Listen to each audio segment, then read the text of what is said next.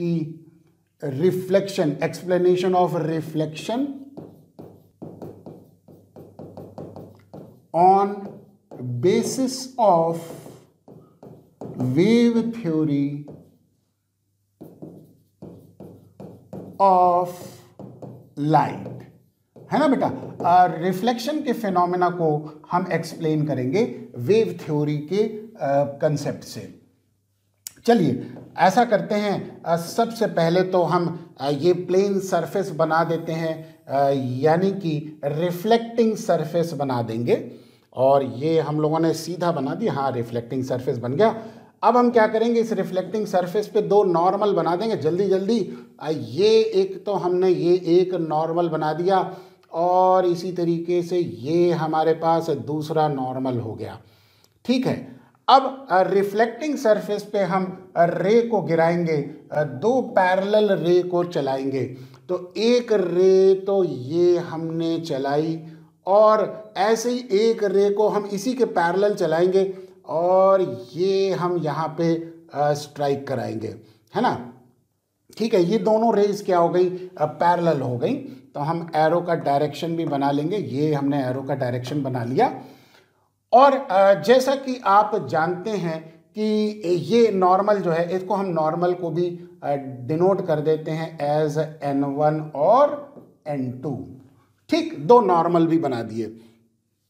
Clear. अब ये रे जो पहली वाली रे है वो इस पॉइंट पे स्ट्राइक करेगी, और जब ये स्ट्राइक करेगी तो ये क्या करेगी, रिफ्लेक्ट करेगी। ठीक है, तो अब हम इसी का रिफ्लेक्टेड पार्ट बना लेंगे। तो ये जो रे हो गई स्ट्राइक करने के बाद, अब ये ऐसे रिफ्लेक्ट होके चली गई, है ना। और ऐसे ये रे स्ट्राइक होने के बाद अब ये भी ऐसे ही रिफ्लेक्ट होके चली गई, और ताकि ये दोनों रेज क्या हो गई, पैरेलल हो गई, है ना। तो ये थोड़ा सा हम और एक्सटेंड कर दें, ज़्यादा सही रहेगा। हाँ ये सही है, बिल्कुल क्लियर है, और मैं नहीं समझता कि कोई दिक्कत आई होगी। ये तो आपकी दो रिफ्लेक्टेड हो गई, और ये आपकी इंसिडेंट हो गई। तो बेटा अब हम क्या करेंगे, ये जो बनाएंगे ये वेव फ्रंट बनाएंगे, यानी कि ये देखो पैरेलल आ गई, इसके परपेंडिकुलर ये जो वेव फ्रंट हुआ, ये देखिए ये हमने पॉइंट को बना लिया, ये वेव फ्रंट हो गया, है ना। मतलब दोनों रे पे परपेंडिकुलर होगा, तो ये हमारे पास 90 डिग्री एंगल होगा, ऐसे ये भी एंगल 90 डिग्री होगा। ठीक, तो इसको हम कह देंगे एज इंसिडेंट वेव फ्रंट कहेंगे।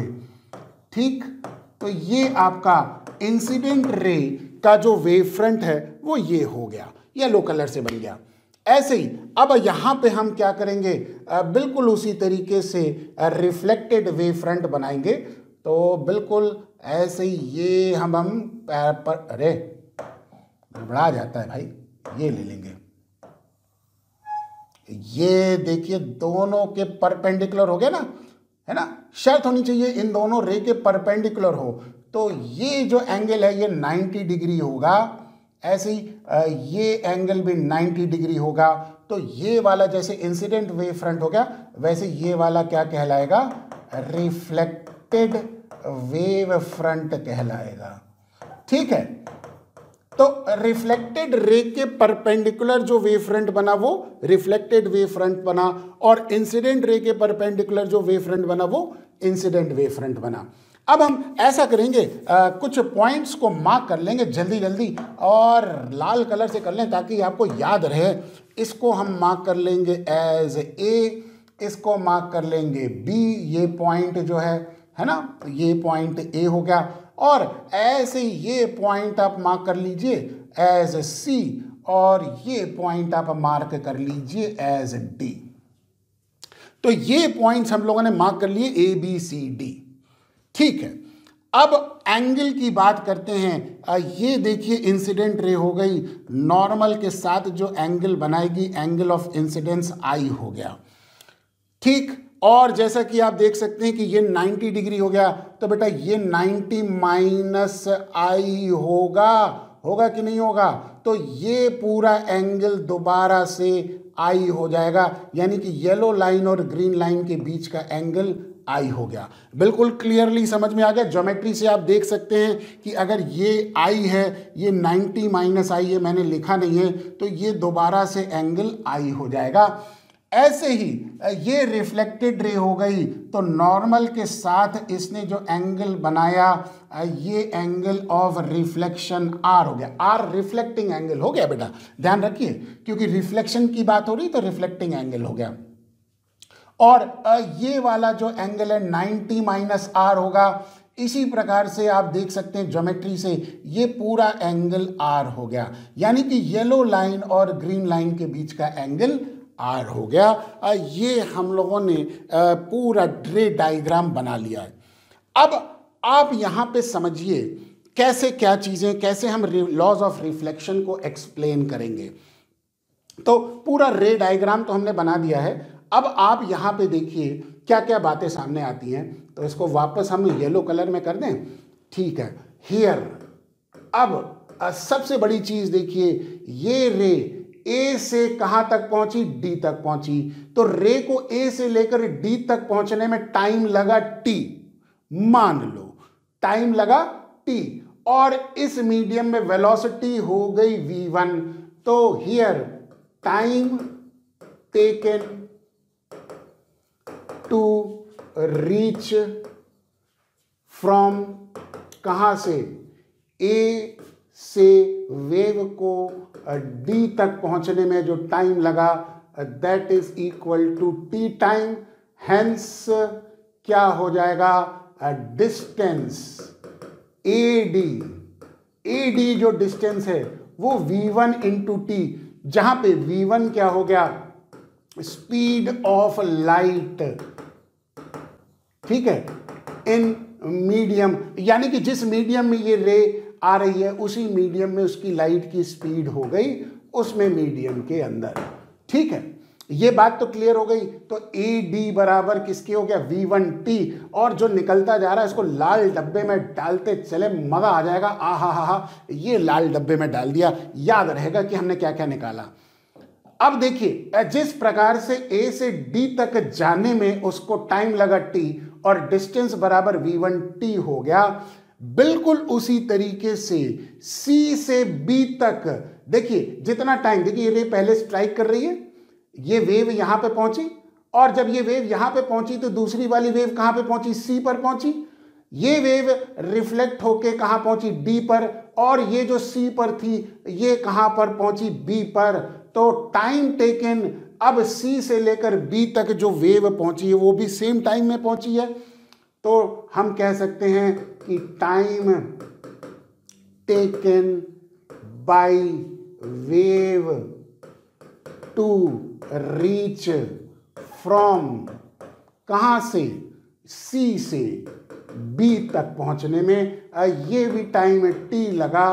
हेंस डिस्टेंस जो ट्रैवल हुआ, कौन सा, अब यहाँ पे CB डिस्टेंस जो ट्रैवल हुआ ये भी v1t होगा। आप कहेंगे सर सेम क्यों होगा, देखिए सेम इसलिए होगा बेटा क्योंकि टाइम ये तो सेम ही रहा ना, जितना टाइम A से लेकर D तक पहली वाली वेव को पहुंचने में लगा उतने ही टाइम में C से लेकर B तक दूसरी वाली वेव को लगा। अब मीडियम सेम है तो वेलोसिटी सेम है, यानी कि ये डिस्टेंस दोनों क्या हो जाएंगे, सेम हो जाएंगे। बिल्कुल क्लियर हो गया। AD और BC दोनों क्या हो गए, सेम डिस्टेंस हो गए। तो अब हम यहाँ पे लिख लेंगे कि इन ट्रायंगल, कौन सा ट्रायंगल लेंगे बेटा, अब आप देखिए कौन सा ट्रायंगल लेंगे, ACB राइट एंगल्ड जो होगा वो कहाँ पर होगा बेटा, C पर होगा। तो ACB right angle at C। तो बेटा अब आप यहाँ पे देखिए इस ट्रायंगल के अंदर अगर ये I है तो सीधा सीधा साइन I क्या लिख लोगे, बताओ आप क्या लिखोगे, साइन I बराबर परपेंडिकुलर अपॉन हाइपोटेन्यूज। तो परपेंडिकुलर हो जाएगा आपका BC और हाइपोटेन्यूज हो जाएगा AB। कोई दिक्कत, BC या CB एक ही बात हो गई। ये हो गया V1t अपॉन AB। बोलो बेटा कोई दिक्कत। इसी प्रकार से इन ट्रायंगल, अब कौन सा ट्रायंगल लेंगे, ADB लेंगे, ADB लेंगे। अब ये वाले ट्रायंगल में राइट एंगल कहां पे हो गया, D पर हो गया, तो बिल्कुल उसी तरीके से साइन R जो ले लेंगे। अब ये वाला एंगल R हो गया ना बेटा, तो R बराबर किसके हो जाएगा, जैसा कि आप देख सकते हैं ये बराबर परपेंडिकुलर यानी कि AD अपॉन हाइपोटेन्यूज यानी कि AB हो जाएगा। अब बिल्कुल उसी तरीके से V1T अपॉन AB हो गया, क्योंकि AD भी V1T के बराबर हो गया। अब यहां पे आप देखिए साइन I और साइन R दोनों बराबर हो गए, तो हम कह सकते हैं कि हियर, यहीं पे लिख दें क्या, हाँ ठीक है चलो कोई बात नहीं, तो हेंस साइन I और साइन R बराबर हो गए, जो कि V1T अपॉन AB के बराबर हो गया। तो इसका मतलब एंगल I और एंगल R दोनों बराबर हो गए, लाल डब्बे में डाल दिया, यानी कि रिफ्लेक्शन का फिनोमेना हम लोगों ने प्रूव कर दिया वेव थ्योरी के बेसिस पे। तो इस तरीके से ये आप देख सकते हैं कि इसके अंदर बेटा ये वंस अगेन मैं इसमें एक चीज ऐड करना चाहूंगा, और वो क्या है, IMP। अरे